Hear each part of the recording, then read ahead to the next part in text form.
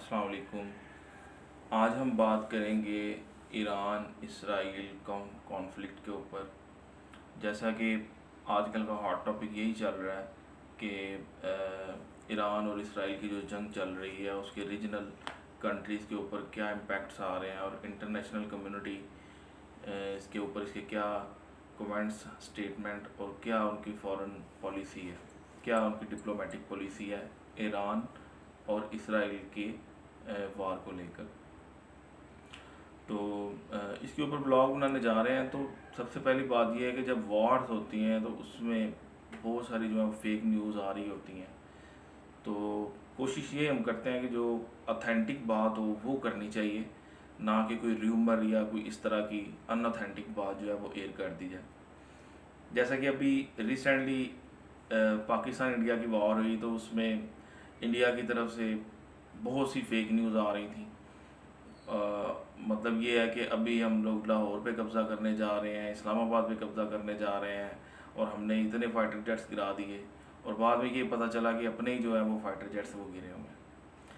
तो इससे पहले सबसे पहले हम ये बात करेंगे कि परसों जो है ईरान की तरफ से जो रिटेलिएट का हमला किया गया इसराइल के ऊपर, जिसके ऊपर हंड्रेड्स ऑफ बैलिस्टिक मिसाइल जो हैं वो दागे गए इसराइल पे। हमला काफ़ी शिद्दत का था और आयरन डोम जो कि बहुत एक समझा जाता है इसराइल की तरफ से कि एक सेफ़ जगह हमारे लिए जिसके ऊपर कोई मिसाइल और कोई इस तरह की वेपन जो है वो असर नहीं कर सकता, लेकिन ईरान के बैलिस्टिक मिसाइल्स ने उसको पेनिट्रेट करके काफ़ी इफ़ेक्टिव उसको डिस्ट्रॉय किया। अच्छा खासा उसका जो है वो नुकसान हुआ। और उसके बाद जो है नेतन्याहू जो प्रेसिडेंट हैं इसराइल के, वो वहाँ से मूव कर गए और इस चीज़ की तस्दीक की इसराइल ने कि ईरान की तरफ से बैलिस्टिक मिसाइल्स का अटैक हुआ और उसकी वजह से नुकसान भी हुआ। उसके बाद नेतन्याहू साहब ने अपनी स्टेटमेंट दी। उन्होंने कहा कि जी हमने अपने मुल्क की हिफाजत के लिए और ईरान के एटमी प्रोग्राम को निशाना बनाने का जो मकसद है वो ये है कि हम लोग अपना डिफेंस जो है वो सिक्योर कर सकें, अपने नेशनल इंटरेस्ट नेशनल सिक्योरिटी को सिक्योर कर सकें। उन्होंने अपने सरकारी चैनल के ऊपर इसको पैगाम को नशर किया था। इसके बाद जब इसराइल ने रिटेलिएट किया, ईरान के ऊपर अटैक किया, तो उसमें पहले मरहले में उनके 3 एटमी साइंसदानों को मारा गया। फिर उसके अंदर मज़ीद एडिशन हुआ तो 6 साइंसदान मारे गए, फिर 9, और अब की जो खबरें आ रही हैं तकरीबन 15 एटमी साइंसदान ईरान के जो है उनको निशाना बनाया गया और उनको शहीद कर दिया गया। और इसके अलावा जो उनके मिलिट्री हेड्स हैं, मिलिट्री इंस्टॉलेशंस हैं, एयरपोर्ट्स हैं, एयरलाइंस हैं और असला के जो बड़े डिपो हैं ईरान के, उनको निशाना बनाया गया। बल्कि एक ऑयल रिफाइनरी और गैस की जो फील्ड है उसको निशाना बनाया गया, जिसके ऊपर जिसकी वजह से काफ़ी वहाँ पे आग भड़क उठी और बाद में जो इंतज़ामिया ईरान की उसने उसको बुझाया और काफ़ी जो है वो नुकसान उसमें उन्होंने रिपोर्ट किया इस चीज़ का। इसके अलावा पासदारान इनकलाब के जो लीडर्स हैं उनमें भी 2-3 जो मेजर लीडर्स हैं उनको शहीद कर दिया गया। अब इसमें जो समझने की और सोचने की बात है कि ईरान की जो जियोग्राफिकल जो पोजीशन है वो स्ट्रेटजिकली उसका बॉर्डर जो है वो पाकिस्तान के साथ भी लगता है, लेकिन रीजनली जो है ना वो डायरेक्ट बॉर्डर उसका जो है वो ईरान के साथ इसराइल का नहीं लगता। उसमें तकरीबन 2000 किलोमीटर जो डिस्टेंस है।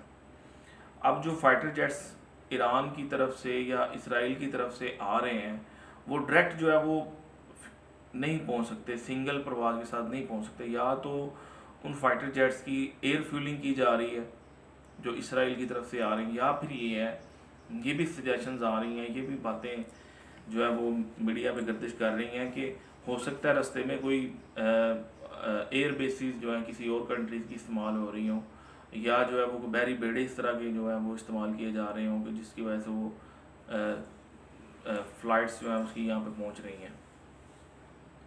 एक और चीज़ जो है वो जो नोटिस में आई है वो ये है कि موساد کے ایجنٹس جو ہیں وہ آلریڈی ایران کے اندر وہ خفیہ کارروائیوں میں ملوث رہے ہیں، اور خفیہ طریقے سے جو وہ ٹرکس اور فوجی گاڑیاں جو ہیں وہ ایران کے اندر پہنچائی گئی ہیں، جنہوں نے جا کے ایران کا ایئر ڈیفنس سسٹم جو ہے وہ کمپلیٹلی بلاک کر دیا. اور اس کے بعد جب ایئر ڈیفنس سسٹم بلاک ہوا تو پھر فائٹر جیٹس نے جا کے ڈیفرنٹ جو ان کے ٹارگٹس تھے ان پہ ہٹ کیا. تو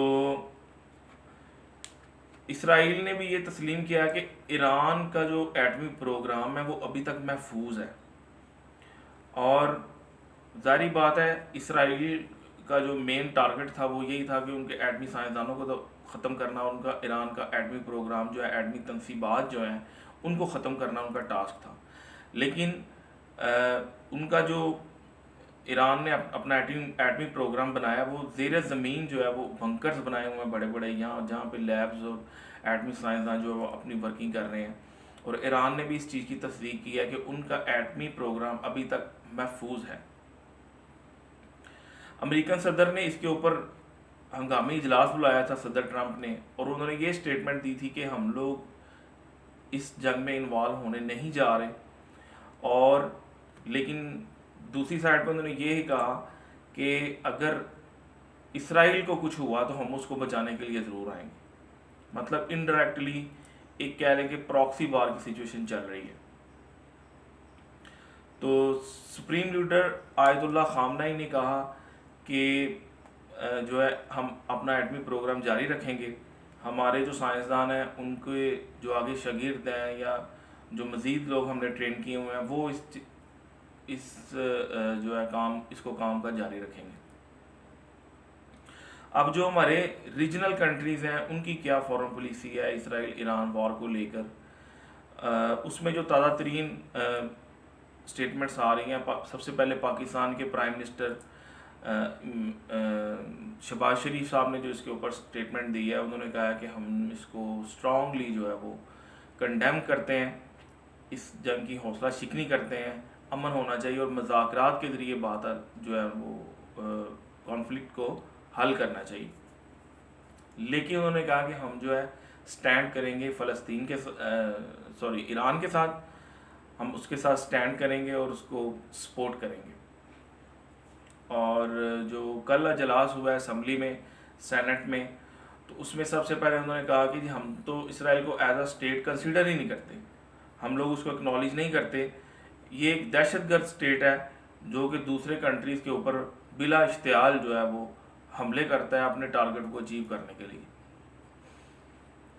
اور اس کے علاوہ جو ہے رشیا کے صدر جو ہے وہ پیوٹن اور امریکن صدر ٹرمپ کے درمیان جو ٹیلی فونیکلی جو ہے وہ بات چیت ہوتی رہی ہے، تقریباً آدھا گھنٹہ آپس میں انٹریکشن ہوا ہے. انہوں نے بھی اس چیز کے اوپر زور دیا ہے کہ ٹیبل ٹاک کے ذریعے سے جو ہے وہ مسئلہ حل ہونا چاہیے. وار جو ہے وہ کسی مسئلے کا حل نہیں ہے. مطلب آلریڈی جو ہے دنیا میں جنگیں چل رہی ہیں، آپ کو پتہ ہے رشیا یوکرائن وار جو ہے وہ چل رہی ہے. پھر پاکستان ابھی ریسنٹلی جو ہے جنگ جو ہے وہ سیز فائر ہوا ہے، اور اب جو ہے یہ ایک نئی جنگ جو ہے ایران اور اسرائیل کے درمیان میں چھڑ چکی ہے. اب اس کے بارے میں پاکستان کی فورن پالیسی کیا ہے، اور دوسرے جو سارک کنٹریز ہیں، ریجنل کنٹریز ہیں یا انٹرنیشنل جو بڑی پاورز ہیں، ان کا کیا رد عمل سامنے آتا ہے، اس کے اوپر جو ہے انشاءاللہ ہم ولاگ بناتے رہیں گے. تو آپ ہمارے ساتھ ٹچ رہیں، ہمارا یوٹیوب چینل سبسکرائب کریں، بیل کے آئیکن کو دبائیں تاکہ ہمارے جو آنے والے ولاگز ہیں وہ آپ کو ملتے رہیں. Thank you so much.